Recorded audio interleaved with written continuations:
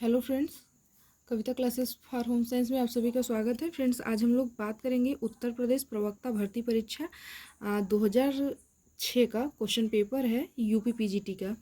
और फ्रेंड्स, पिछले क्लास में मैंने 2010 का पीवाईक्यू सॉल्व करवा दिया है, तो आप लोग पीछे जाके देख सकते हैं। और ये क्लास जो हुई थी पिछली, वो 3 क्लासों में पूरा हुआ था फ्रेंड्स, क्योंकि हमने 40-40 क्वेश्चन का फ्रेम किया हुआ था, बहुत ज़्यादा लंबा क्लास नहीं किया है। तो इसमें हम लोग प्रयास करेंगे कि 2 ही क्लास में पूरा इसको सॉल्व कर लें। देखिए, हम क्वेश्चन अगला देखते हैं स्टार्टिंग से। हमारा क्वेश्चन पहला क्या है, देखिए फ्रेंड्स, हमारा क्वेश्चन क्या कह रहा है। पहला, फुलकारी कढ़ाई की विशेषता है। तो कहाँ की विशेषता है, तो ये पंजाब की है। अवे रवा का अर्थ होता है बहता पानी, ओस की बूंद, पानी जैसा, इनमें से कोई नहीं। तो अवे रवा का मतलब ही होता है बहता पानी, और शबनम का मतलब, ओस की बूंद का मतलब, शबनम का मतलब होता है ओस की बूंद। तो इसका राइट आंसर ए हो जाएगा। अब देखिए, रॉल क्या है, वर्णक, रंजक और रंग। तो रॉल, आप जाके ये वाला टॉपिक खोल के पहले पढ़ लीजिएगा कि वर्णक, रंजक और रंग क्या होता है। मैं बताने लगूंगी तो ज़्यादा डिटेलिंग हो जाएगा फ्रेंड्स, और मैं ज़्यादा डिटेलिंग नहीं करना चाह रही हूँ, तो आप लोग इसे जाके अच्छे से पढ़ लीजिएगा। रॉल क्या है, ये रंजक एक प्रकार का है। देखिए, नायलॉन तंतु की विशेषता है, तो चमक, तनाव सामर्थ्य, प्रत्यास्थता, इनमें से सभी। देखिए फ्रेंड्स, इनमें से सभी अगर ऑप्शन दिया है तो ना ही आपका ये होगा, ना ही ये आपका ये होगा, चमक बस होगा। देखिए, तनाव की बात करेगा तो ये नायलॉन में नहीं होता, और प्रत्यास्थता मतलब खींचने वाली जो बात कर रहा है वो भी नहीं होता। ये हमारी चमक बस होगा। इसका राइट आंसर ए हो जाएगा। टैगलाक ऊन है, उच्च श्रेणी का ऊन, मध्यम श्रेणी का ऊन, निम्न श्रेणी का ऊन, मजबूत ऊन। तो ये टैगलाक जो होगा निम्न श्रेणी का ऊन होता है। प्राकृतिक तंतुओं में सबसे निर्बल रेशा पूछा है, प्राकृतिक पूछा है, तंतुओं में सबसे निर्बल रेशा। तो कपास, ऊन, लीन और रेशम और ऊन। तो फ्रेंड्स, देखिए, हमारा प्राकृतिक तंतुओं में पूछा है, ये तो सभी हमारे प्राकृतिक हैं, बट ये हमारा कपास और लीलन वनस्पतिक हैं, और वूल और ये सिल्क, ये दोनों हमारा प्रोटीन जगत के हैं। तो इसका कन्फ्यूजन थोड़ा क्वेश्चन में इस वाले में रहता है फ्रेंड्स, कि अगर यहाँ पूछा होता प्रोटीन जगत तो हम कुछ और बताते, और अगर यहाँ पूछा होता इसका वनस्पति जगत तो हम इन दोनों में से चूज करते। लेकिन यहाँ बस ऐसे निर्बल रेशा पूछ लिया है, तो आप कपास, ऊन, लीलन, रेशम, आप इन चारों में से सिल्क को माना है, लेकिन फ्रेंड्स इसका गलत आंसर है सिल्क। आप लोग इसे बताइएगा इसका क्वेश्चन का आंसर कि कौन सा राइट है। ठीक है, ये मैं नहीं बता रही हूँ, आप लोग इसको कमेंट करके बताइएगा इसका राइट आंसर क्या होगा। निर्बल रेशा पूछा है, क्योंकि मुझे भी थोड़ा डाउट लग रहा है फ्रेंड्स, इसकी वजह से मैं नहीं बता रही हूँ, नहीं तो आप सबका क्वेश्चन गलत हो जाएगा। देखिए, अगला क्वेश्चन क्या क्या कर रहा है, सिलाई करते समय अंगुली की रक्षा के लिए किस किस माध्यम का प्रयोग किया जाता है। तो ये तो आपको पता है, ये थिम्बल का प्रयोग किया जाता है। निम्न में से कौन परिवर्तित सेलुलोजिक रेशा है, एसीटेट, एक्रेलिक, रेयान और नायलॉन। यहाँ कहा ही है परिवर्तित सेलुलोजिक रेशा, तो ये जो रेयान है वो हमारा सेलुलोजिक रेशा है। 9 क्वेश्चन क्या है, कच्छ की कढ़ाई के लिए प्रयोग की जाने वाली सुई, तो ये अरही होती है। ये सब रिपीटेड क्वेश्चन है फ्रेंड्स, हमारे एग्जाम में बहुत बार पूछे गए हैं। रेशम के कीड़े का जीवन चक्र कितना होता है, 37 से 63 दिनों तक। सिंधी कढ़ाई का दूसरा नाम क्या है, तो ये दुसूती होता है। कश्मीर किस कढ़ाई के लिए प्रसिद्ध है, तो कसीदा के लिए। चिकनकारी पता ही है आपको, वहाँ लखनऊ की है, फुलकारी पंजाब की है, कांथा पश्चिम बंगाल की है। तो कश्मीर पूछा है तो कसीदा, इसका राइट आंसर ए हो जाएगा फ्रेंड्स। निम्न में से एक श्रव्य साधन है, श्रव्य पूछा है, श्रव्य मतलब सिर्फ सुनने के लिए पूछा है। टीवी हम देखते भी हैं और सुनते भी हैं, पोस्टर को हम सिर्फ देखते बस हैं। कठपुतली जो खेल होता है उसमें हम देखते सुनते दोनों ही हैं, दोनों प्रकार से होते हैं। लेकिन टेप रिकॉर्डर जो होता है सिर्फ हम उसको सुनते हैं, ना कि उसको हम देखते हैं। तो इसका राइट आंसर बी हो जाएगा, यहाँ श्रव्य लिखा है। गृह विज्ञान प्रसार शिक्षा का क्षेत्र क्या है, कैसा है, व्यापक है, सीमित है, द्विआयामी, मिस कोई नहीं, तो ये आपका व्यापक है। 15 नंबर क्वेश्चन क्या कह रहा है, वायु में कार्बन मोनोऑक्साइड के असंतुलन से होता है, कार्बन मोनोऑक्साइड पूछा, पक्षाघात, दिल का दौरा, ब्रोंकाइटिस, सिर दर्द। आपको ऐसे ही पूछ ली, वाई में पूछा है तो आपको ऐसे ही पता हो जाना चाहिए कि पक्षाघात जो होता है ये हमारे हार्ट से संबंधित है, दिल का दौरा ये भी हमारे हार्ट से संबंधित है, सिर दर्द से कोई लेना नहीं, ब्रोंकाइटिस कार्बन डाइऑक्साइड जब हम सांस लेते हैं ना तो वहाँ जो हमारा, अगर आप पढ़ेंगे यहाँ क्या पढ़ेंगे, रिस्पायरेशन अगर आप पढ़ेंगे तो जो ब्रोंकाइटिस है फेफड़ों में, उसमें ये डिजीज होता है, असंतुलन से होता है। तो इसका राइट आंसर बी हो जाएगा। वह अंग जिसके द्वारा भ्रूण को माता के रक्त से पोषण पहुँचता है वह क्या है, गर्भनाल है। पिछले क्लास में मैंने आपको गर्भनाल और नाभिनाल दोनों में अंतर बताया है, तो पिछला क्लास अगर आप देखेंगे,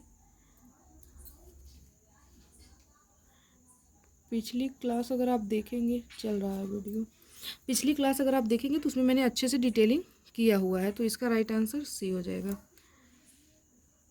17 नंबर क्वेश्चन क्या कर रहा है, 6 से 7 वर्ष का कोई बालक किन खेलों में अधिक रुचि लेता है, एकांकी और सामूहिक दोनों, इसका राइट आंसर बी हो जाएगा। व्यक्तित्व जन्मजात और अर्जित प्रकृतियों का योग है, यह परिभाषा किसने दी थी, यह परिभाषा वैलेंटाइन ने दी थी। बच्चों की भाषा का विकास प्रभावित होता है, भाषा का विकास प्रभावित होता है, आपको दिख रहा है क्वेश्चन, परिपक्वता से, स्वास्थ्य से, प्रेरणा से, इनमें से सभी, तो ये राइट आंसर इनमें से सभी हो जाएगा। गृह व्यवस्थापन की तुलना बांध से किसने की है, तो आपको पता है पी देवदास ने बांध से इसकी तुलना की है। रंगों का हल्कापन व गहरापन कहलाता है, तो ये वैली होगा। और ह्यू पूछे तो यहाँ गर्मपन और ठंडापन की बात करें तो ये ह्यू हो जाएगा।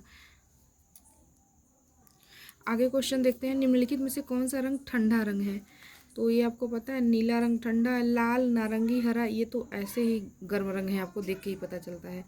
किस साधन की गुणात्मक सीमाएं, मैं आपको याद करने का ट्रिक बता दूं क्या इसमें, देखिए ये आप देखिए, मैं यही बता देती हूँ, ऐसे ऐसे ऐसे बनता है हमारा, ये पीला हो गया, ये लाल हो गया, ये नीला हो जाएगा प्राइमरी रंग, और ये हमारा सेकेंडरी रंग बनेगा, नारंगी बनेगा, हरा बनेगा और यहाँ बैगनी बनेगा, ठीक है। तो आप यहाँ से ए ऐसे कर दीजिए, बीचों बीच इस तरह से लाइन कर दीजिए, पीला, नारंगी, लाल, ये आपका गर्म रंग, जितना इस तरफ के हैं गर्म रंग हो जाएंगे, जितना इस तरफ के हैं वो ठंडा रंग हो जाएंगे। तो आप ऐसे याद कर सकते हैं, देखिए पीला, पीला, लाल, यहाँ लाल, यहाँ लाल, यहाँ नीला, अरे ये नारंगी, नीला तो यहाँ है, पीला, नारंगी और लाल ये हमारे गर्म रंग है और ये हमारे ठंडे रंग है। तो आप देख लीजिए, पीला, लाल, नारंगी आपके गर्म रंग हो गए, नीला जो है हमारा देखिए इस तरफ है, ये ठंडे रंग हो जाएगा। तो आपका राइट आंसर ये हो जाएगा। आप अच्छे से इसे याद कर लीजिए, आपको आसान भी हो जाएगा। और किस साधन की गुणात्मक सीमाएं होती हैं, ऊर्जा, धन, भौतिक साधन, ज्ञान। ये भौतिक साधन, कोई भी हमारे भौतिक साधन हो फ्रेंड्स, उसकी तो एक सीमा होती ही है। और देखिए 24 नंबर क्वेश्चन क्या कह रहा है, लहंगा, चोली और ओढ़नी किस प्रदेश की महिलाओं के परंपरागत वस्त्र हैं, तो ये आपको पता है राजस्थान की। मोटी व नाटी महिला के लिए उपयुक्त वस्त्र हैं लंबी धारी वाली, लटकनशील प्रकृति वाली, आड़ी धारियों वाली और कड़ेपन, ये लंबी धारियों वाली। 26 नंबर क्वेश्चन क्या कर रहा है, कांथा विशिष्ट वस्त्र है, बंगाल का आपको पता है, गुजरात का पटोला, राजस्थान का लहंगा, चोली, ओढ़नी और पंजाब की फुलकारी। मूल्यांकन का उद्देश्य है कार्य शीघ्र समाप्त हो, कार्य देरी से समाप्त हो, गृहिणी को कार्य का ज्ञान हो, कार्य प्रभावशाली ढंग से तथा सफलतापूर्वक। तो आपका राइट आंसर डी ही हो जाएगा। 28 क्वेश्चन, निम्नलिखित में से कौन सा कला का तत्व है, संतुलन, लय, दबाव, रेखा। आपको पता है रेखा हमारा कला के तत्व में आता है और ये हमारे कला के सिद्धांत है बकिया, ये 3। निम्नलिखित में से निम्नलिखित में सॉरी फ्रेंड्स, हाँ ये तो मैं वो वाला क्वेश्चन पढ़ रही थी। 29 क्वेश्चन क्या कर रहा है, विकास में होने वाले परिवर्तन कैसे होते हैं, रचनात्मक और विनाशात्मक। ये आपके दोनों ये होंगे। 30 नंबर, शिशु को ठोस आहार देना प्रारंभ करने की प्रक्रिया को कहते हैं आहार आयोजन, संतुलित आहार, पूरक आहार और मिला जुला आहार। यहाँ बच्चे की बात कर रहा है शिशु के लिए, यहाँ पूरक आहार कहेंगे। बाल मनोविज्ञान मनोविज्ञान की वह शाखा जिसमें जन्म से परिपक्वता तक विकास हो रहे मानव का अध्ययन किया जाता है। किसने कहा है? तो आपको पता है जेम्स ड्रीवर ने कहा है। परिपक्वता तक की अवस्था, ये क्रो एंड क्रो की बात कर ले तो जन्म से बाल्यावस्था तक की बात कही है। क्या कहते हैं कि ये क्रो एंड क्रो ने, और जेम्स ड्रीवर ने जन्म से परिपक्वता तक की अवस्था को कहा है। और हरलाक की बात कर लेंगे तो हरलाक गुणात्मक और मात्रात्मक दोनों की बात कहते हुए कहे हुए हैं। तो यहाँ हरलाक नहीं ज़्यादातर पूछता, क्रो एंड क्रो जेम्स का, और एक और है हमारे एक राइटर और है, याद नहीं आ रहा है, वो तीन ये पूछता है। तो आप लोग इस तीनों को याद कर सकते हैं। और देखिए 32 नंबर क्वेश्चन क्या करा है? हरलाक के अनुसार विकास का अर्थ, तो ये दोनों कहे हैं, मात्रात्मक और गुणात्मक दोनों होता है। और वैसे भी आपको पता है विकास जो होता है वह गुणात्मक होता है, और हमारा वृद्धि जो होता है वह मात्रात्मक होता है। वृद्धि को हम माप सकते हैं, देख सकते हैं, उसका मेजर कर सकते हैं, लेकिन हम विकास का ना ही माप सकते हैं, ना ही मेजर कर सकते हैं, और ना ही उसका तुलना कर सकते हैं। तो जैसे आप ऐसे याद कर सकते हैं कि अगर विकास हमारा है तो उसको हम मानवीय से समझ सकते हैं, मानवीय से, जैसे मानवीय संसाधन को हम ना छू सकते हैं ना देख सकते हैं, सेम उसी प्रकार से आपको देखना है। और वही बात कर लें हम वृद्धि की, तो हम गुणात्मक से अमानवीय से देख सकते हैं, आप ऐसे भी देख सकते हैं इसको। 33 नंबर क्वेश्चन क्या कर रहा है हमारा? जन्म के समय पहले लड़कों के हृदय की धड़कन की दर होती है, तो ये तो पता है 130 मिनट। ये आयोग माना है 150 तक होता है, लेकिन आयोग 130 माना है, तो आप लोग इसे ही मानेंगे। और भ्रूण किसकी सहायता से माँ के शरीर से जुड़ा रहता है? तो ये नाभिनाल, गर्भनाल, रक्त कोशिकाएं, रक्त धमनी। गर्भनाल नाभिनाल तो होगा नहीं, गर्भनाल ही। इसका कभी कभी फ्रेंड्स डाउट में आ जाता है। तो फ्रेंड्स इसका राइट आंसर ए हो जाएगा। आगे क्वेश्चन देखते हैं। 35 नंबर क्वेश्चन क्या कर रहा है? व्यक्तित्व विकास की 8 अवस्थाओं की व्याख्या किस मनोवैज्ञानिक द्वारा की गई थी? तो आपको पता है एरिक एरिक्सन ने की है, फ्रॉयड ने 5 कही है, आलपोर्ट ने सील गुड़ का सिद्धांत दिया है। अगला क्वेश्चन 36 नंबर, कौन सी विधि बच्चों के पालन पोषण में निम्नलिखित सम्मिलित नहीं है? पूछा है। तो भोजन ग्रहण करना, आप लोग को दिख रहा है, भोजन ग्रहण करना, स्तन त्याज, बाल विकास का अध्ययन, मल मूत्र नियंत्रण। तो देखिए हम ये सारी चीज़ें हम बच्चों को सिखाते हैं, लेकिन बाल विकास का अध्ययन हम बच्चों को नहीं सिखाते हैं। 37 नंबर क्वेश्चन क्या कर रहा है? एंडोमार्फिक व्यक्ति होते हैं दुबले और पतले, जिद्दी, प्रसन्नचित। ये दोनों तो ऐसे ही नहीं हो जाएगा। आपको यहाँ एंडोमार्फिक पूछा है तो छोटे और मोटे व्यक्ति होते हैं एंडोमार्फिक। और वही एक्टोमार्फिक की बात करता है तो दुबले और लंबे हो जाता है। ये एंडो पूछा है तो ये डी आंसर हो जाएगा। किंडरगार्टन पद्धति जो होता है कि जन्मदाता कौन है? तो आपको ये तो फ्रॉवेल 2021 में क्वेश्चन पूछा गया था पीजीटी में। निम्नलिखित में से कौन सा भाषा दोष नहीं है?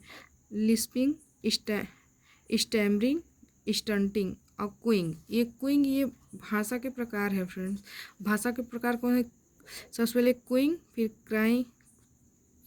क्राइंग, फिर बैबलिंग, फिर वन वर्ड, फिर टेलीग्राफिक स्पीच। ये हमारा सीक्वेंस होता है। ये हमारा भाषा दोष नहीं है, बल्कि ये लैंग्वेज डेवलपमेंट का एक प्रोसेस है, एक प्रक्रिया है, आती है जब बच्चा बोलना शुरू करता है। और 40 नंबर क्वेश्चन क्या कह रहा है? अपरिपक्व जन्म का कारण है सिफिलिस, असंतुलित आहार, विषाक्तता, इनमें से सभी। तो राइट आंसर डी हो जाएगा, इनमें से सभी। एक धात्री स्त्री जिसका शिशु 8 माह का है के लिए अतिरिक्त ऊर्जा की आवश्यकता है। 8 माह पूछा है।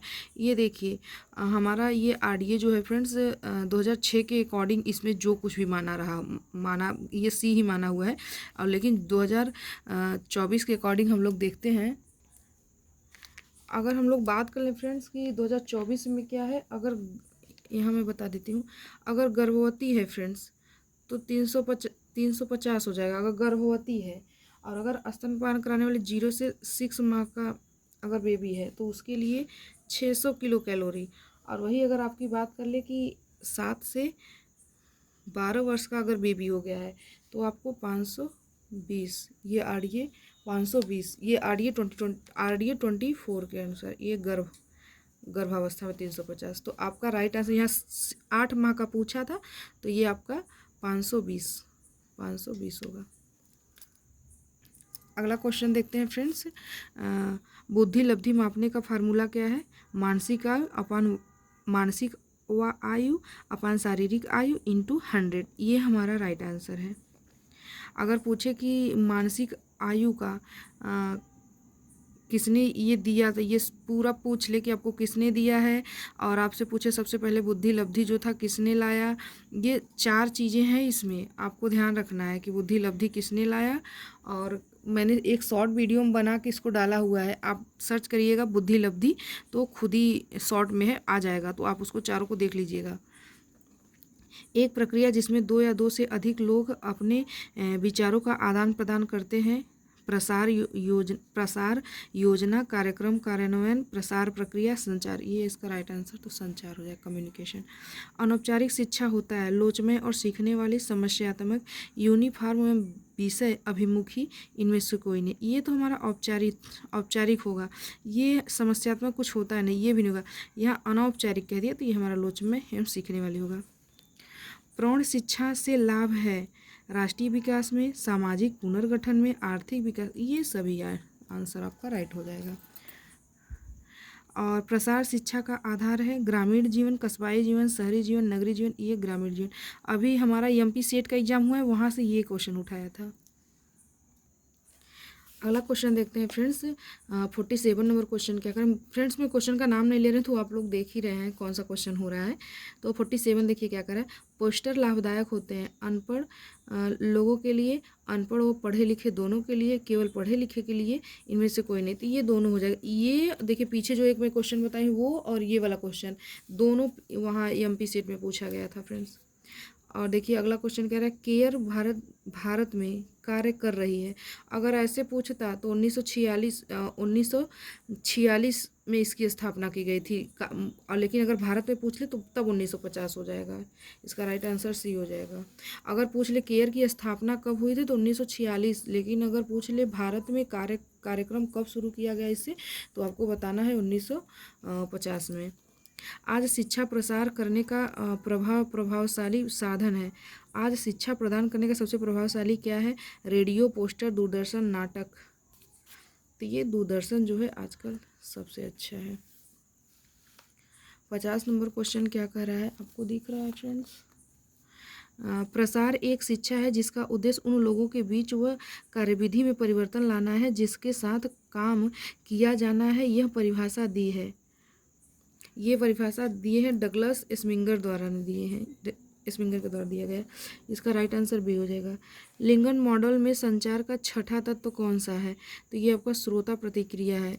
लिंगन्स का पूरा मॉडल जो होता है ये है CMCTAR मॉडल। ये आपको याद रखना है क्योंकि शॉर्टकट ही देता है फ्रेंड्स।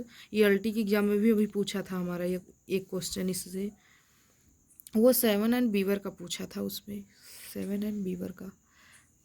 52 नंबर क्वेश्चन क्या कर रहा है। राष्ट्रीय प्रौढ़ शिक्षा कार्यक्रम के लिए लिया जाने वाला आयु समूह कितना है? ये तो पता ही है, 15 से 35 वर्ष के लोगों के लिए। दिए हुए अंक वितरण के समस्त अंगों को जोड़कर उनकी संख्या से भाग देने पर जो मान निकलता है उसे क्या कहते हैं? उसे मध्यमान कहते हैं। ये देखिए क्वेश्चन हमारा 2006 का है और LT में भी ये हमारा क्वेश्चन आया हुआ था फ्रेंड्स।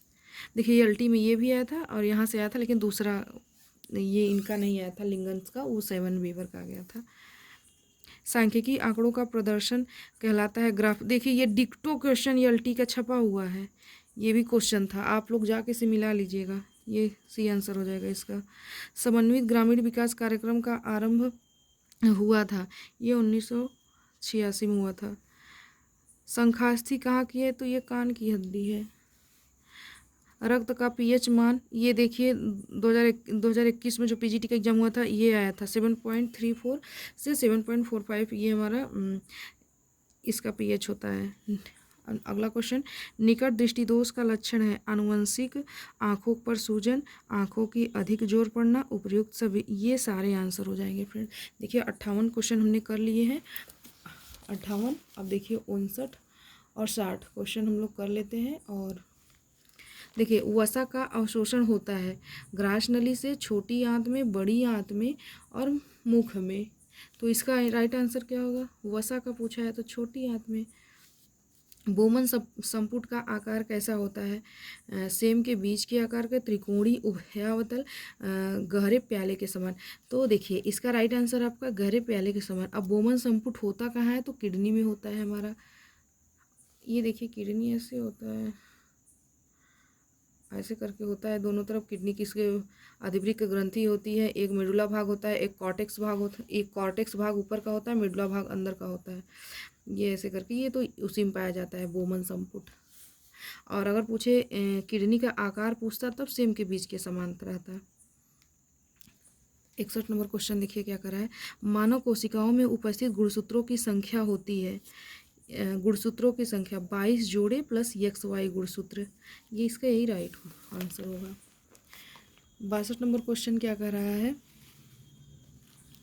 एल्ब्यूमिन का कार्य है जीवाणुओं से लड़ने में सहायता प्रदान करना, प्लाज्मा में पानी के अंश को नियमित रखना, रक्त जमने में सहायता। ये तो होगा नहीं एल्ब्यूमिन।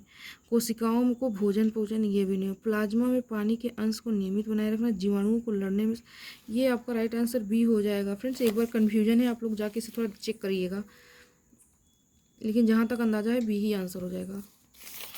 63 नंबर क्वेश्चन क्या कर रहा है फ्रेंड्स? कौन सा लवण रक्त का थक्का जमने में सहायक है? तो आपको पता है कैल्शियम ये हमारा है। लाइपेज क्रिया करता है प्रोटीन पर, शर्करा पर, खनिजों पर, वसा पर। तो आपको पता है फैट भी हो जाएगा।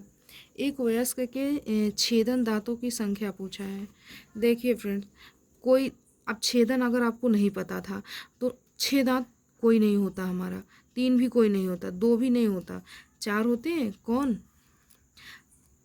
कैनाइन, एक इंसीजर, कैनाइन, प्रीमोलर, मोलर, ये हमारे होते हैं 8 होते हैं, ये हमारे 4 होते हैं, ये हमारे 8 होते हैं, ये हमारे 12 होते हैं।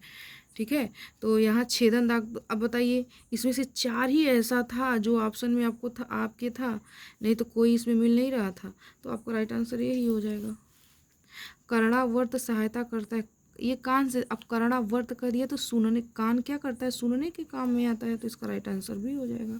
फफूंदी किस प्रकार का रोग फैलाता है? पेट संबंधी, त्वचा संबंधी, नेत्र संबंधी, कान संबंधी। अब इसका राइट आंसर आप लोग बताएंगे, देखते हैं कौन बता देता है। आपके लिए मैं छोड़ रही हूँ इस 67 क्वेश्चन का आंसर बताने के लिए।